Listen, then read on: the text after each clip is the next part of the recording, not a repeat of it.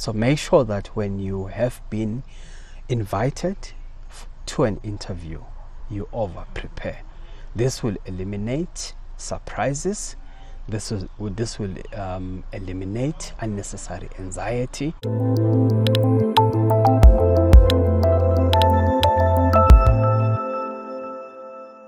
Good day, colleagues. I hope you're good, and I'm sure you can remember me, but let me reintroduce myself. My name is Bandile Celumusa Mkhonta. I am an HR practitioner, and I'm amongst the pool of mentors under EraAfrica. Now we're moving into an interesting discussion. We normally term this discussion or this engagement HR matters, but you see now the human capital sphere is quite huge. So for purposes of our engagement, we are going to talk on recruitment and just a few elements of recruitment that we're going to speak to. We're going to speak to, firstly, preparing an ideal or a suitable job application. We're going to speak on preparing for the interview itself, and then also move into the actual interview now, the do's and don'ts of an interview. And then finally, we are going to have a look at some of the things that are sought for in a recruitment exercise. Now, let's start with this interesting discussion on a job application, but perhaps a brief preamble. Normally, for you to prepare a job application, there has to be an advertisement. There has to be a position that was advertised that you respond to. It is important for us to say that every job application should be a direct response to that advertisement. Now, whenever you prepare applications, please take these following points into account.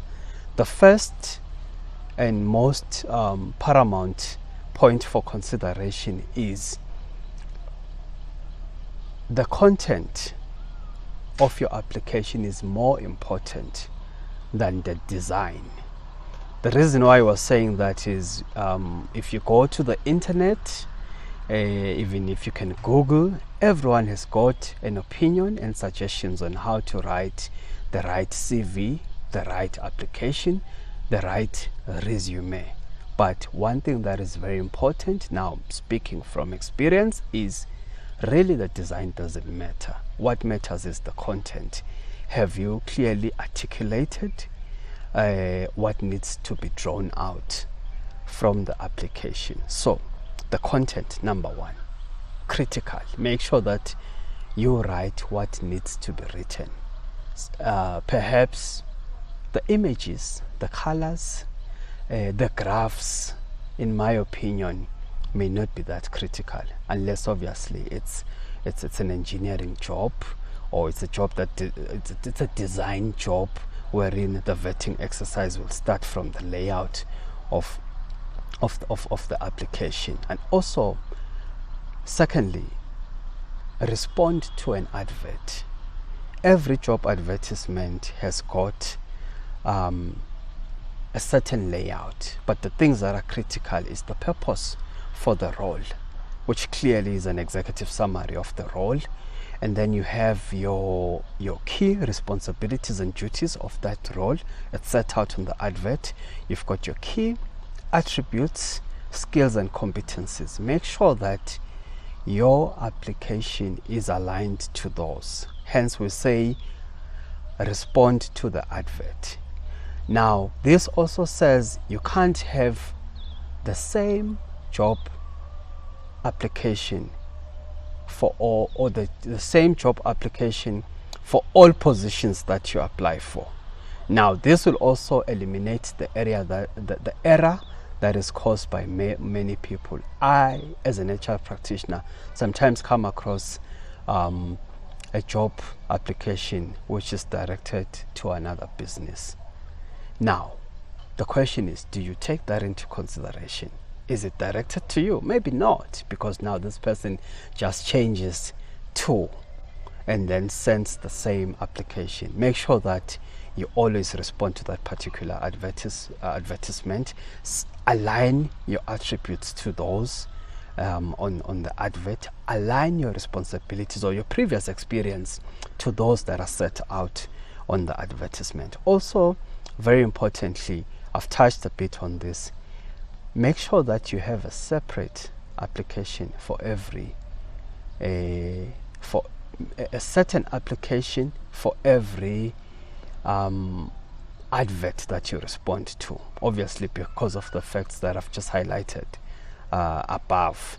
Separate application, separate job. If I'm applying, for an example, for an audit position, I'm going to have an application for audit responding to the specifications as set out on the advertisement. If now I'm applying for a financial accountant position, I'll do likewise, assuming that I have experience in both roles.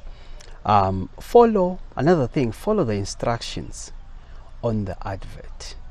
Follow them carefully. Most advertisements normally have instructions at the end. Interested applicants must address their applications to the human resources manager.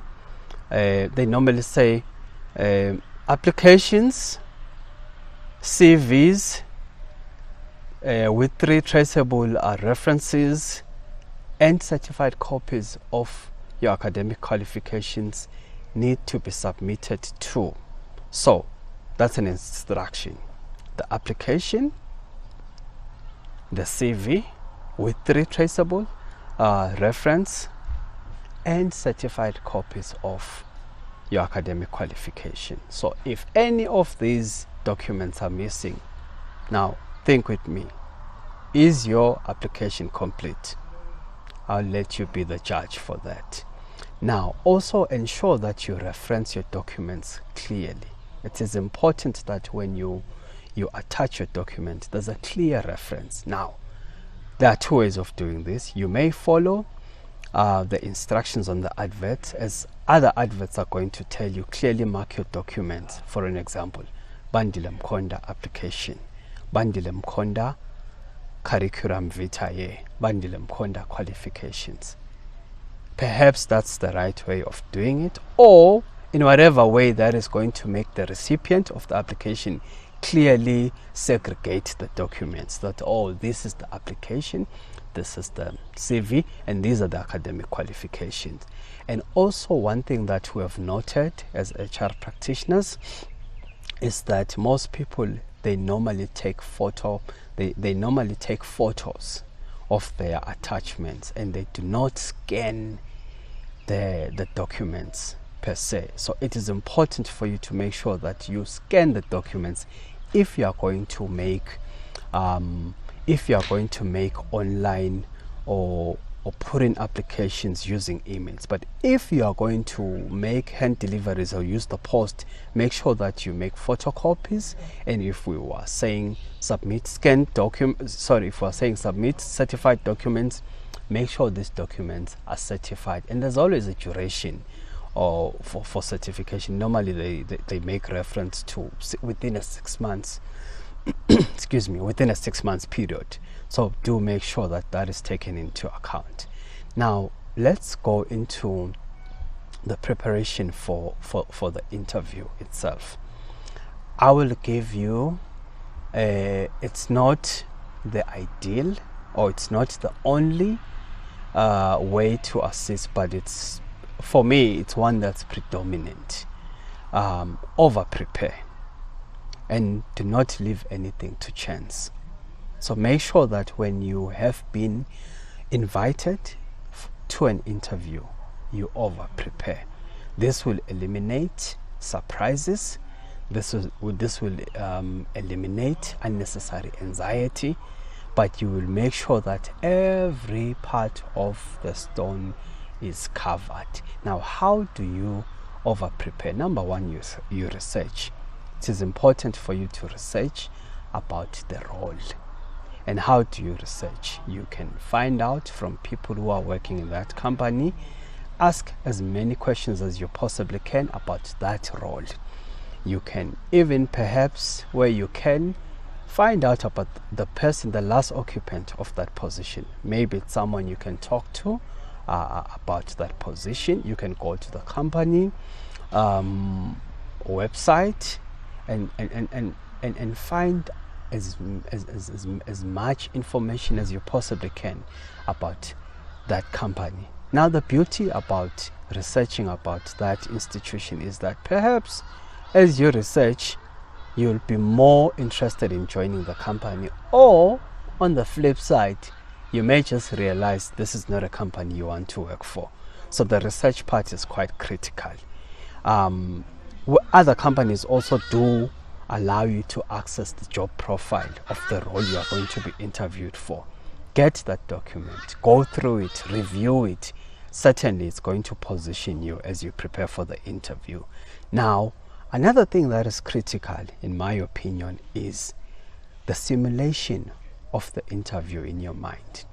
Whenever you are going to go for an interview, try and picture yourself in the interview and play it over and over in your mind, because this will also ensure that certain elements, they don't take you by surprise. So if I were to go for an interview, let's say the interview I'm going for, it's a transport manager role, and I've noted in the job specifications that it reports to the operations director, and it supports certain members of staff.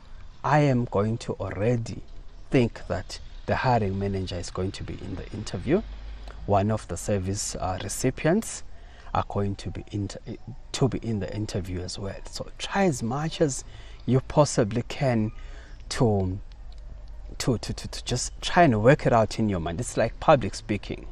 If you are given a privilege to go and address certain individuals, I think you'll agree with me that even before you go and speak to them, you need to try and simulate it in your mind. You need to practice it. You need to go to the mirror and start and talk. So the same principle applies.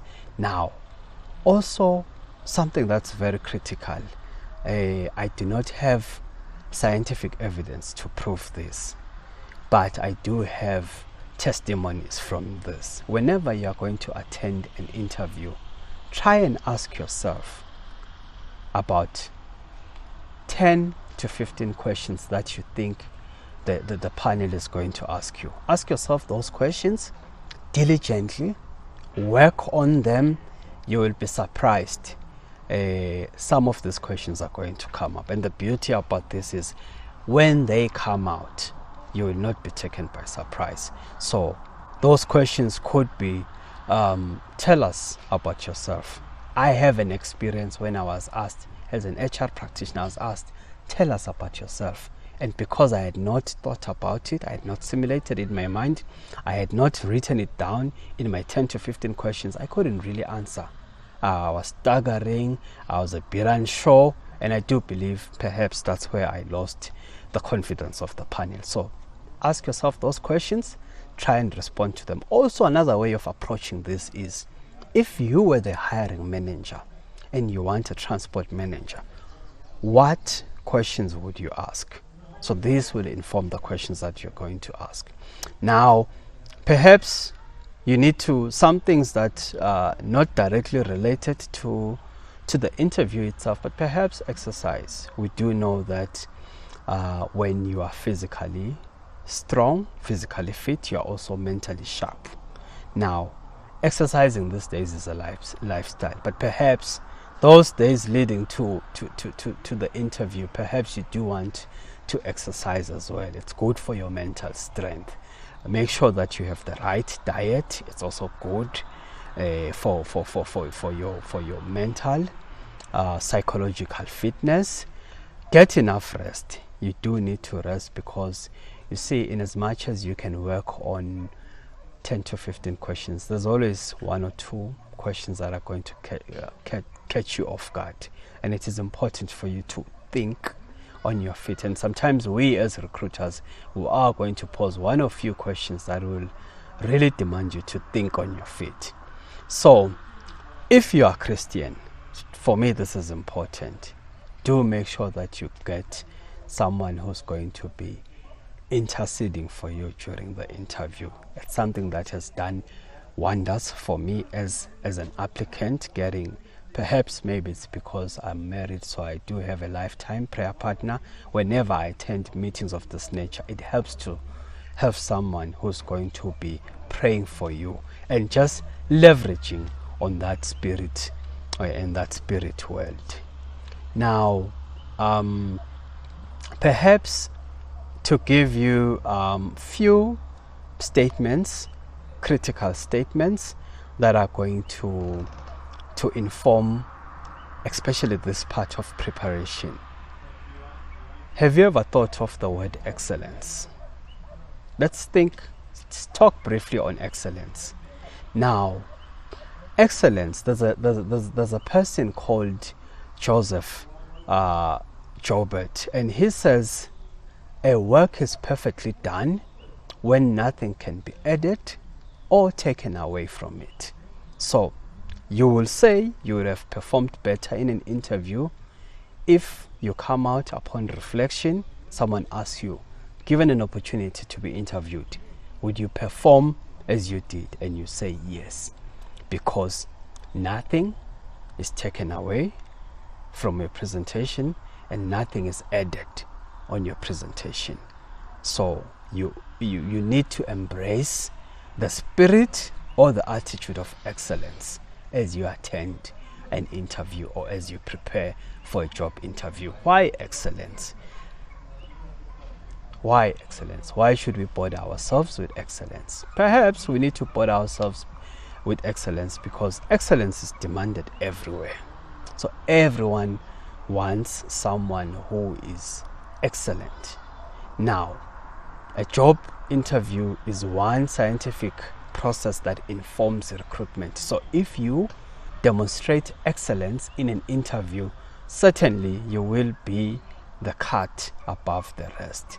Now, excellence also inspires confidence and is attractive. So if you go to an interview and you are excellent, by excellent I mean you are well prepared for the interview and you are exceptional in your responses, in your mannerism, in your dress sense, and you're really someone who has put in a lot of effort. That, I believe, is attractive, and I do believe also that inspires confidence. John C. Maxwell, in his book The Law of Magnetism, says who you are is what you will attract. Now, I think this statement fits the scenario of a job interview quite well. Who you are is what you will attract. So if you go to an interview and you demonstrate excellence or the spirit or the attitude of excellence, I do believe you will attract the job. Now, let's quickly go to the interview. One of some of the things are things that you know, some of the things that you are quite aware of. Make sure that you dress professional. An interview is a professional meeting that informs the future of someone, that needs to give the employer confidence that you are the right candidate. And we do know that first impressions count. Now, if you are dressed formally, you are dressed professionally, we're not going to really define what formal dress or what professional look looks like, but do dress formally. Do arrive on time. Arriving on time could be anything between 15 to 30 minutes earlier, because this eases your nerves. You get there, you are not sweaty, you are relaxed, and by the way, you'll be surprised at how much information you can pick up as you are waiting there, sitting there in that holding room, looking at their looking at their policy statements on the walls, at their vision, their culture. So get there on time, build rapport. Perhaps you can also be interacting with the receptionist or whoever is there. You'll be surprised at how much information you can get about your prospective employer. So do arrive on time, be as professional in your speech and conduct. We normally say do not be too comfortable with the panel. Now this is normally a challenge for internal applicants. When you are recruited internally and you know the hiring manager, you know the HR, there's always that element of laxity or of being unprofessional. I attended an interview. The candidate came in, we introduced ourselves, and when the hiring manager introduced themselves, this lady says, because now we are concerned about these other people, because she was familiar. Now, can you imagine how that turned out? So make sure that you are professional in your speech, you are professional in your conduct. Always have that talk or engagement we had on excellence. Now make eye contact. When you make eye contact, it says you are attentive, it says you are interested in what you are talking about. So make sure that you do look at your panel on the eyes. The next thing that you need to do now during the interview, the job interview, do make sure that whenever the panel poses a question that you did not understand, or perhaps you need clarity, feel free to ask the panel to either rephrase the question or clarify, so that you are sure you understand the question quite well, and this will obviously inform your response to the question. Now, every interview, especially towards the end, the panel normally give you an opportunity to ask questions. Please make the most of this opportunity, because whenever you ask questions about either the interview, the role you are being interviewed for, or the organization, it says to the panel you have an interest. It says you are interested. It says you read or you researched about the organization. So there is need for you to leverage and make the most of this. Now let's quickly now also say, during the interview itself as well, it's important for you to demonstrate a huge appetite for learning. Now and again, you may be asked on something that you are not sure of, or something that you do not have experience with. So make sure that you quickly replace that shortfall with a huge appetite for learning. A desire for learning is quite attractive, so demonstrate that through and through. Put your passion across. Now, as a recruiter, I know how frustrating it can be to conduct interviews, to have people attending interviews, and there's absolutely no passion on the role, no passion on the institution. So do make sure that you do demonstrate, or you put your passion across.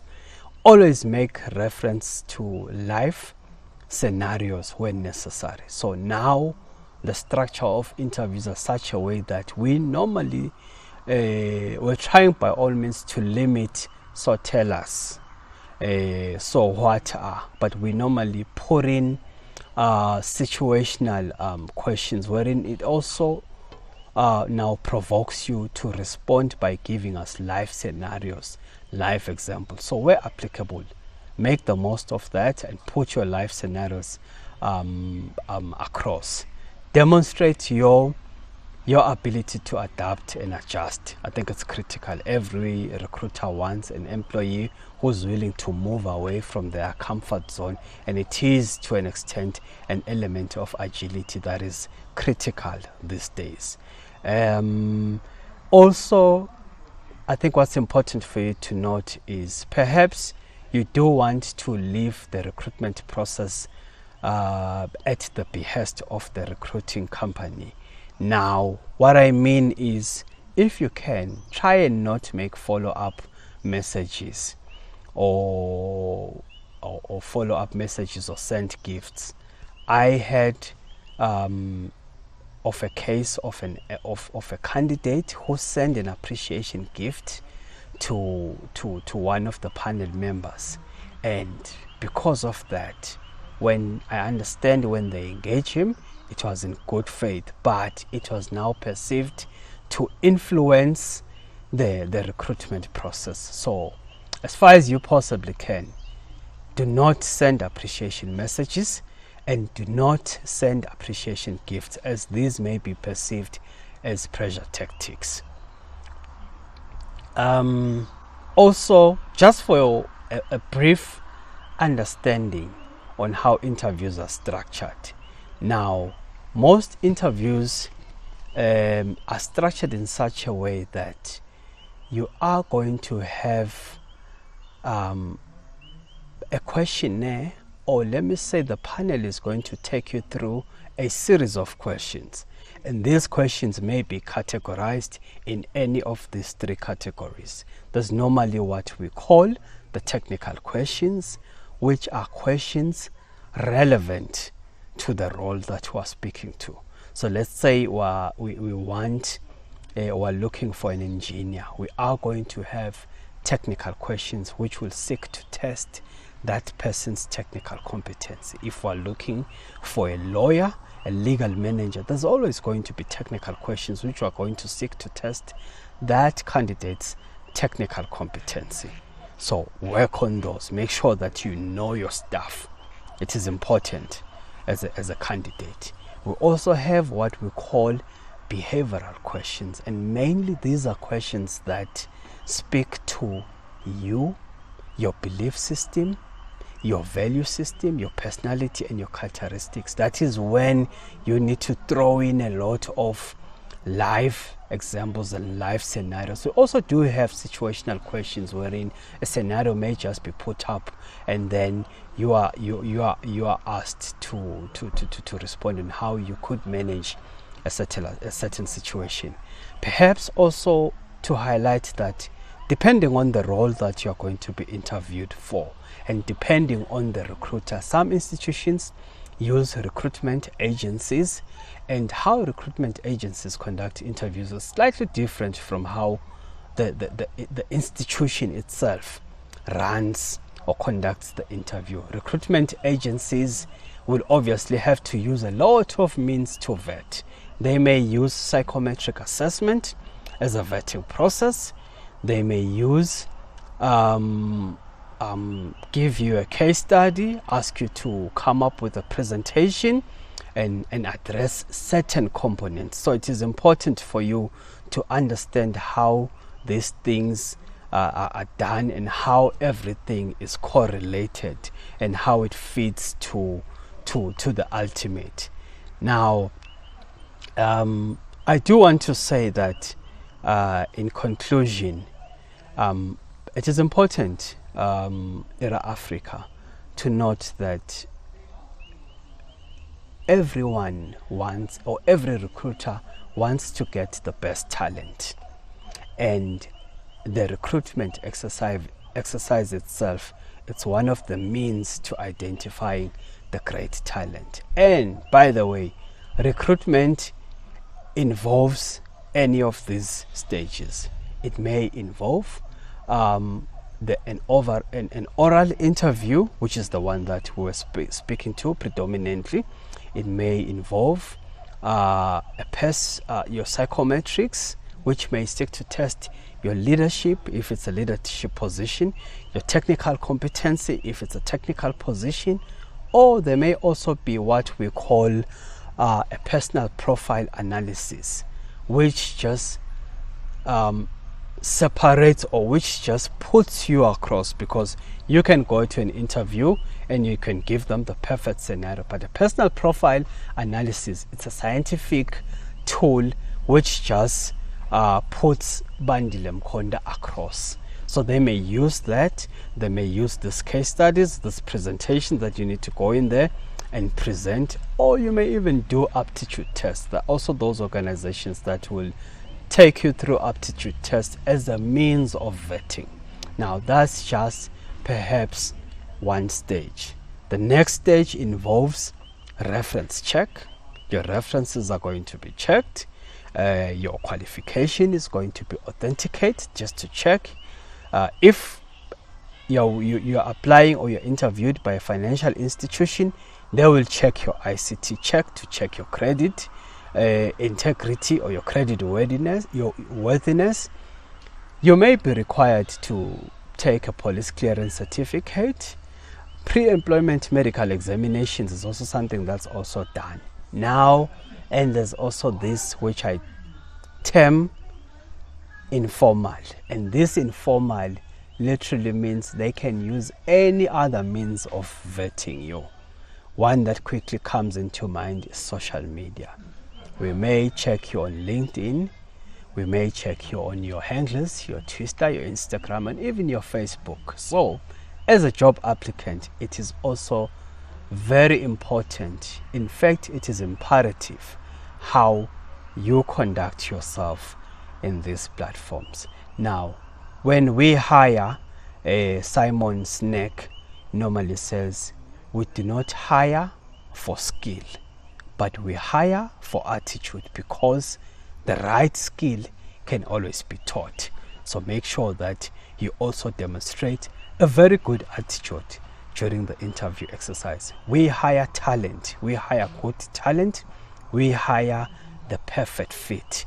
So if you demonstrate good talent, good passion, technical knowledge or overall understanding of the position, and a huge appetite for learning, I do believe you would have been you would have positioned yourself for that particular role. I hope this is going to be helpful, and I hope anyone who's going to watch and listen to this, not just watch and listen, but put it into application, put it into practice. We're looking forward to positive feedback and very, very good testimonies.